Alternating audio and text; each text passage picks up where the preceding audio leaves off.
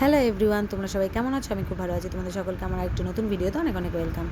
তো তোমরা দেখতেই পাচ্ছ এখানে দুধ গরম করে নিয়েছি, আটা মেখে নিয়েছি, আর এখানে আলু সয়াবিনের তরকারিটা বসিয়ে দিয়েছি। তো আমি আগের দিন রাতেই সব রেডি করে রেখেছি যাতে অসুবিধা না হয়। তো আমি সকাল সকাল রুটি তরকারি করে নেবো, পুচকিকেও দিয়ে দেবো স্কুলে, আর অনেকেও স্কুলে খেয়ে যাবে আবার নিয়ে যাবে। আর সবার জন্যই করে নিচ্ছি, কারণ সেদিন আমি বড় মাদের বাড়িতে যাওয়ার কথা ছিল। তো পরে আমি ভিডিওটা এডিট করেছি। তো চলো চা করে নিচ্ছি এখানে কাকিমার জন্য আর আমার জন্য আর শাশুড়ি মায়ের জন্য।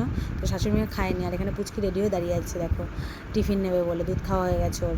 তো দেখো এখানে আমি রুটি করে নিচ্ছি তাড়াহুড়ো করে। তো এখন আমি সেঁকে ওকে টিফিনটা দিয়ে দেবো।